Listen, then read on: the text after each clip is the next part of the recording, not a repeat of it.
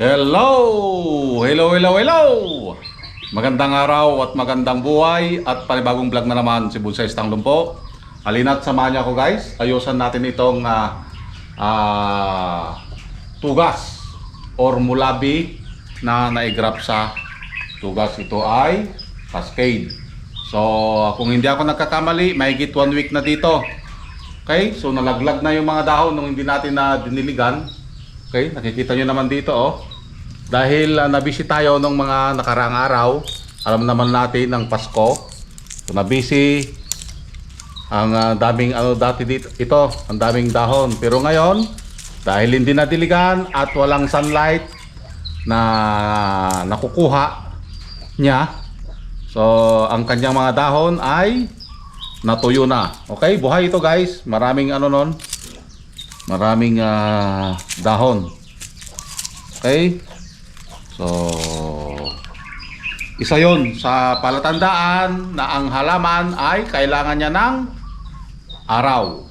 Okay, ito ang mangyayari pag napabayaan mo ang isang bonsai pag nandito sa dilim.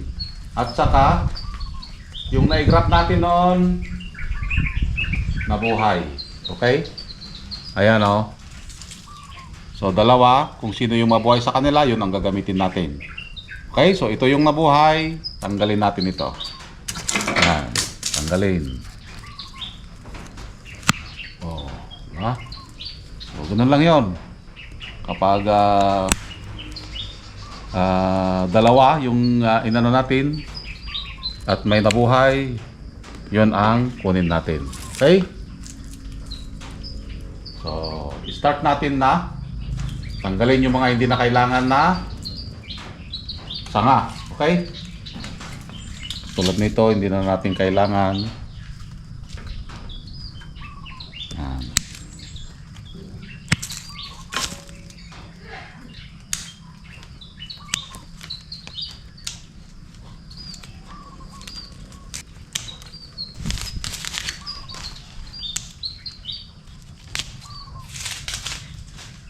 So kung mapapansin nyo dito, kumain na.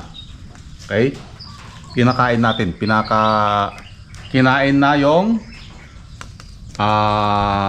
wire. Okay? So bakit natin pinakain? Okay? Bakit natin hinayaan? Okay? Ang purpose kung bakit natin hinayaan na ganito, para mamaga yung kanyang katawan. Okay? Pag namaga yung kanyang katawan, mas madali tayong makapagpalaki ng sanga. So yon ang dahilan kung bakit natin hinahayaan na makain yung kanyang wire na inilagay natin. Ganun lang ang gagawin natin kapag gusto nating lumaki ang sanga. Para mas mabilis, hayaan muna nating bumaon. Agoy. Hayaan talagang bumaon ang wire. Sana all binabaon. Agoy, agoy, agoy.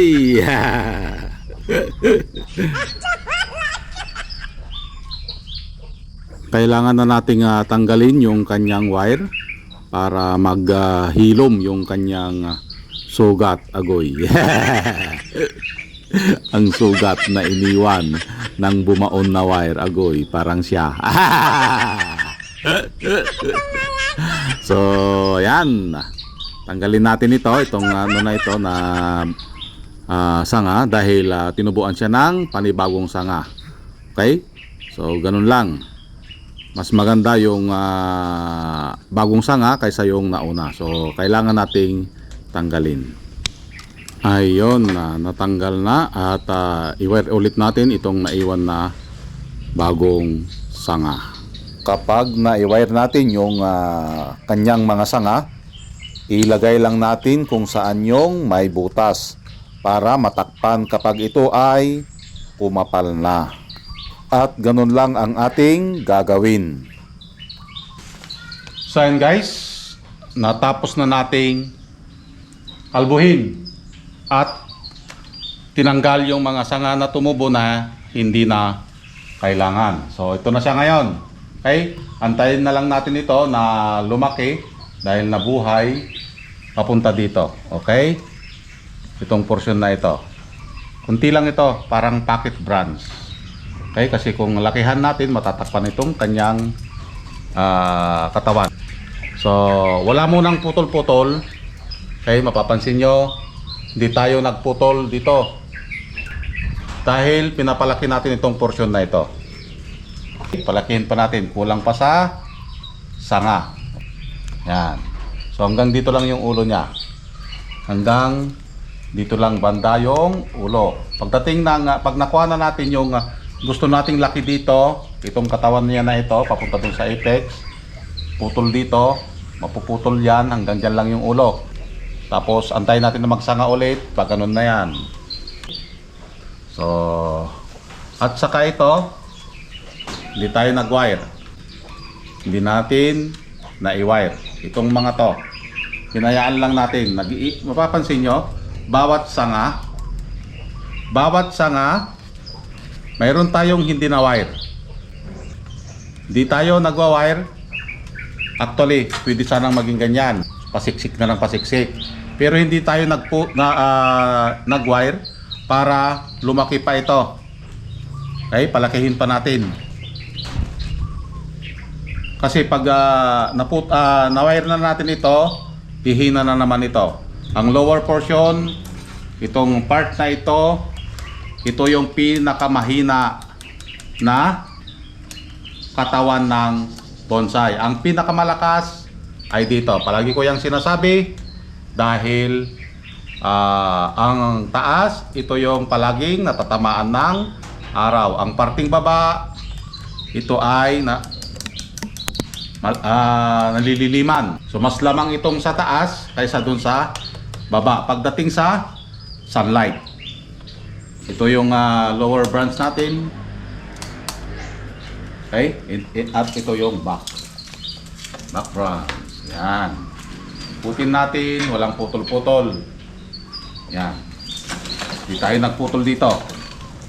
Halos lahat wala mo nang putol. Dahil nagpapalaki tayo ng mga sanga. So ito, hayaan lang natin ito. Magagamit din natin to. Yan, hayaan lang natin na para mabilis magpalarga ng sanga. Ito yung process ng pagbobonsai. Huwag ka muna magputol kung nasa process ka pa lang ng pagpapalaki ng sanga. Madaling magputol. Split of seconds, pag tumunog yung gunting mo, putol na yan. So, ang magpapalaki ng sanga, abutin ka ng 4 na taon, 5 taon. Okay? Hanggang sa makuha mo yung gusto mong laki ng sanga. So, ganun lang. Wala mo nang putol. Antayin natin ito na mabuo. Okay? Maganda ito pag natapos. Yan. So, ano yung pwede nating i-apply dito sa binubuo nating bonsai? Pinaka-una at pinaka-importante ang pasensya. Okay? Kung wala kang pasensya, pinutol mo na. Putol, putol. Anong mangyayari pag ang sanga ay palaging putol? Ihina o babagal ang paglaki ng sanga.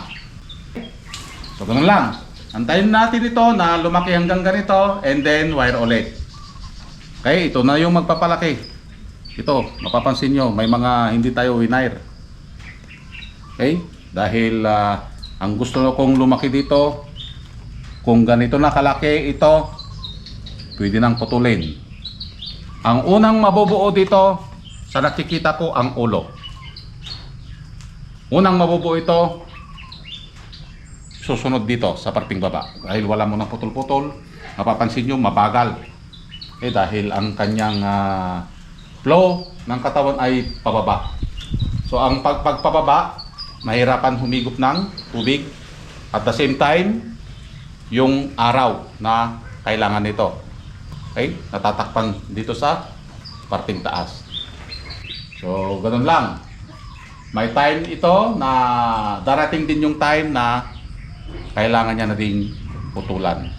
Okay, antayin natin yon.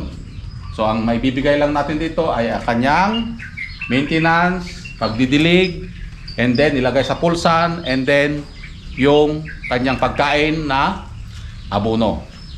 So, ang pag-abono ko dito ay every other week. So, triple 14 at saka sulfate. So, ito na ang kanyang kinalabasan. Ayan. Camera, ipakita mo.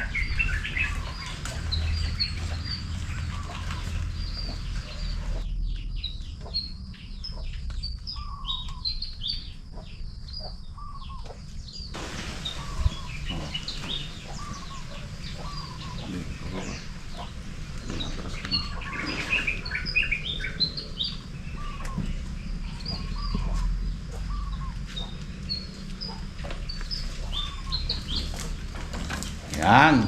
Nakita nyo na. Maraming salamat at nakarating tayo sa dulo ng aking video.